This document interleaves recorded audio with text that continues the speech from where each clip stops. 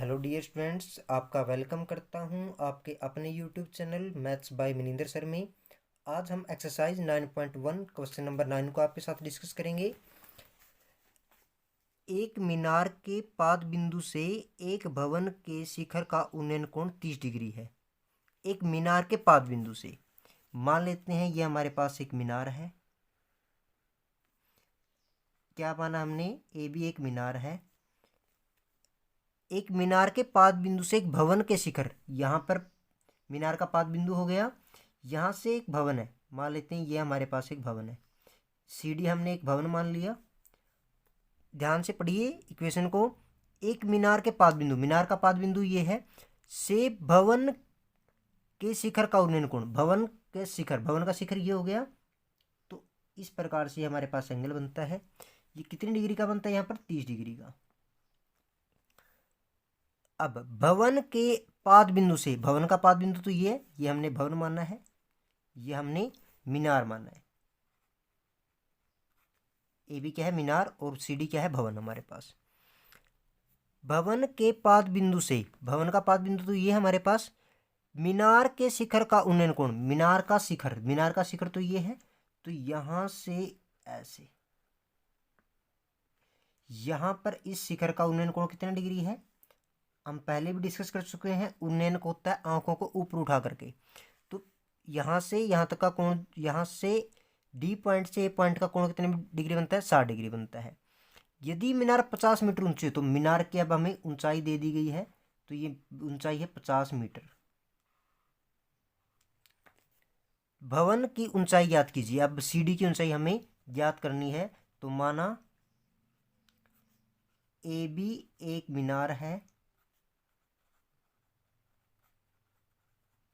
तथा C D एक भवन है। ठीक है। अब हम देखिए बच्चों, हमें पता है यदि समकोण त्रिभुज में, क्योंकि ये एक समकोण त्रिभुज है, तो ए बी डी की बात हम कर रहे हैं, तो एक भुजा और एक कोण हमें दे दिया गया है, तो त्रिभुज की अन्य भुजाएं हम निकाल सकते हैं। तो मतलब ए डी को भी निकाल सकते हैं और बी डी को भी निकाल सकते हैं। अब इस त्रिभुज के लिए तो हमें बी डी की आवश्यकता है, ए डी की तो कोई आवश्यकता ही नहीं है, इसलिए हम प्रयास करेंगे कि हम बी डी को निकाल दें। तो त्रिभुज ए बी डी में क्या होगा? ए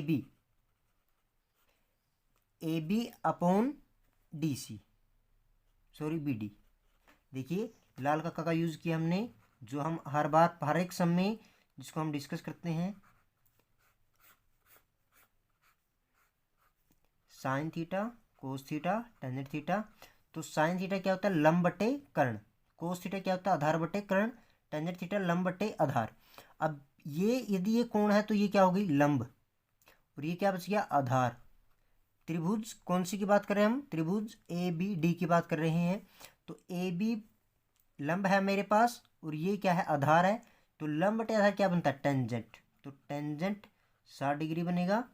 तो ए बी की वैल्यू हमारे पास 50 है, बी डी की वैल्यू हमारे पास नहीं है, तो हम टेंजेंट 60 डिग्री की वैल्यू क्या होती है? वर्गमूल 3। अब तक आप सभी को याद हो गई होगी ये वैल्यू। तो अब हम क्रॉस मल्टीप्लाई करते हैं, तो वर्गमूल 3 बी डी बराबर हो जाएगा 50 के। तो बी डी की वैल्यू क्या आएगी हमारे पास? 50 बटे वर्गमूल 3।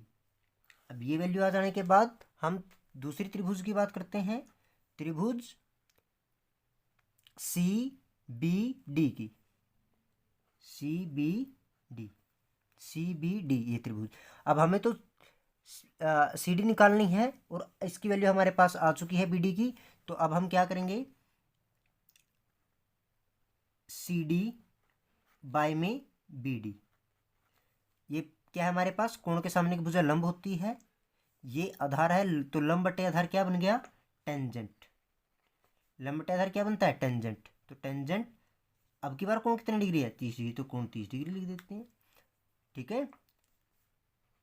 अब हम देखिए सी डी की वैल्यू हमारे पास नहीं है, बी डी की वैल्यू हमारे पास कितनी है? 50 बटे वर्गमूल 3 बराबर होते टेंजेंट 30 डिग्री की वैल्यू 1 बटे वर्गमूल 3 के। अब आप देखो, हम इसको, ये जो हमारे पास नीचे है, इसको हम इधर लेके जाते हैं तो मल्टीप्लाई में हो जाता है, गुणा में हो जाता है। तो सी डी की वैल्यू क्या आएगी, 1/वर्गमूल 3 गुणा में 50/वर्गमूल 3। तो क्या आ गया, 50/3। तो 16 सही 2/3। यदि आपको ऐसा नहीं करना आता है तो आप भाग दे के देख सकते हैं। तो 50 है हमारे पास, इसको 3 से भाग देंगे, 3 एकम 3, कितना बच गया यहाँ पे 2, 0, 3 छिकू 18। तो यहाँ पर हमारे पास कितना बच गया, 2 बच गया। तो 16 सही 2/3, ये जो आती है इक्वेशन, ये यहाँ पर बाहर आती है। जो रिमाइंडर आपका बचता है, शेषफल जो बचता है वो ऊपर आता है, जिस संख्या से हम भाग दे रहे हैं वो नीचे आ जाता है। इस प्रकार से हमारे पास इतने मीटर, 16 सही 2/3 मीटर भवन की ऊंचाई होगी। अतः भवन की ऊंचाई 16 सही 2/3 मीटर होगी। Thanks for watching.